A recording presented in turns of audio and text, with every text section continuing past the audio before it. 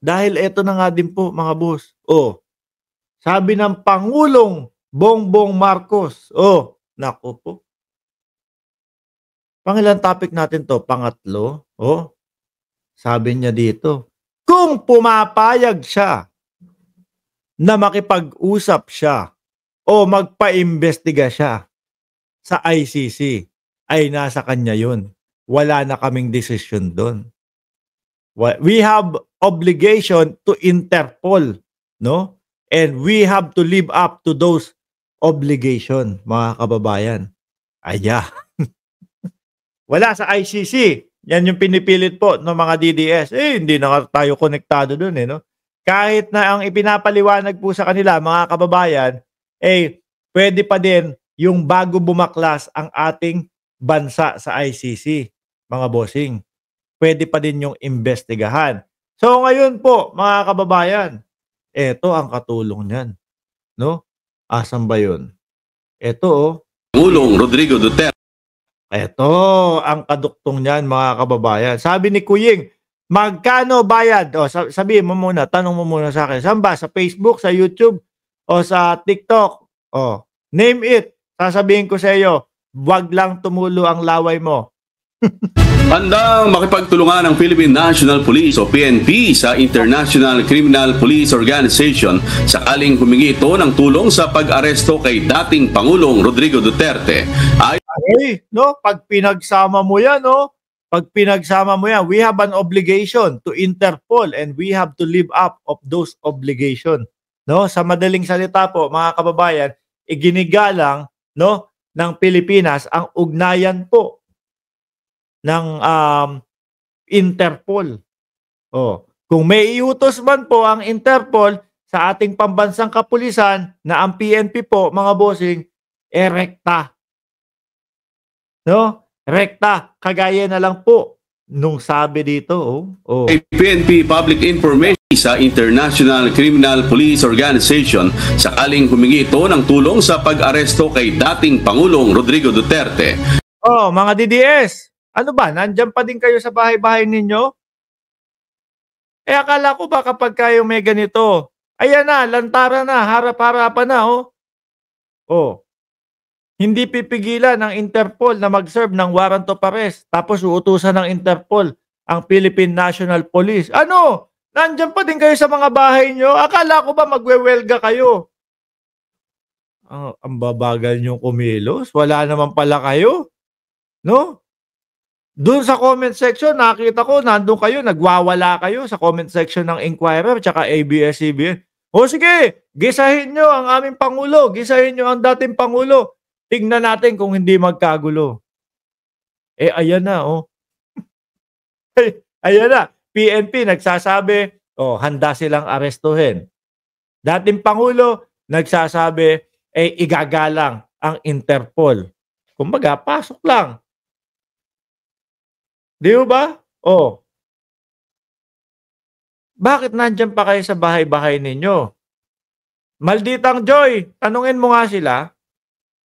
Bakit hanggang ngayon nandyan pa sa... Si Kuying, hanggang ngayon nandyan pa din sa comment section. Nakita nyo na, eto na, kumbaga papayagan na iserve ang warrant of arrest sa pamamagitan ng Interpol. Sabi nyo, magpupunta kayo sa EDSA. Kaya ang nagiging ending nyo, 17 lang kayo. Diba? Hindi ka naman pala sumama doon. Pang comment section ka lang, Ayon kay PNP Public Information Office Chief Police Brigadier General Jean Pajardo, may umiiral na kasunduan sa pagitan ng law enforcement agencies, kabilang ang PNP sa international counterparts, kaugnay ng pagsisilbi ng warrant of arrest sa mga taong pinaghahanap ng batas. Gaya na lang.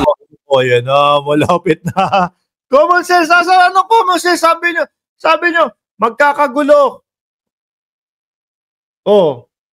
Magkakagulo na. Paano magkakagulo? Magkakagulo, 17 piraso yung pumupunta doon.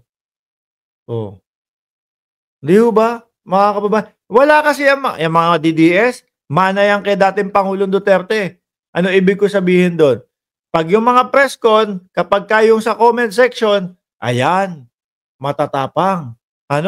Pero kapag kayo na, malapit na, papunta na si Carbonell, wala na, hindi nalulutang. Ba't ganyan ang style nyo? Hindi na baling mapahiya, no? Basta hindi pupunta. Si Baste, ganyan din, lahat. Si Panelo, nagmatapang. Sabi, dadalo kami. Yung pala, alam niya na, cancel na. Pinatulan sila ng Quadcom. Napasubo sila. Di ba? Walang magawa kundi pumunta. Paano? Bumanat ba naman na, sabi ni Panelo? Kahit po cancel niya, pupuntahan namin. Kapag hindi sila pumunta doon, pag nagdahilan sila, ay wala na po, umuwi na ang dating Pangulong Duterte sa Davao. Kala ko ba pupunta kayo kahit cancel? Eto, inulit namin. Ba't biglang hindi na? Di ba? Nako. Hindi ho kaya magtatago itong mga ito. Bigla na lang mawawala. Sa tingin nyo ho, mga kababayan, biglang mawawala. Yung tipo bang parang Harry Roque na, pagbalik ko po, dala ko na po yung mga dokumento, dala ko na po yung mga papeles. Kung kailang araw na babalik na, wala na, bigla nang nawala. Nang nangyari sa paghuli kay dismissed Bamban Mayor Alice Go at ang ginagawang pakipag-ugnayan sa Timor-Leste kaugnay kay dating Congressman Arnie Tevez.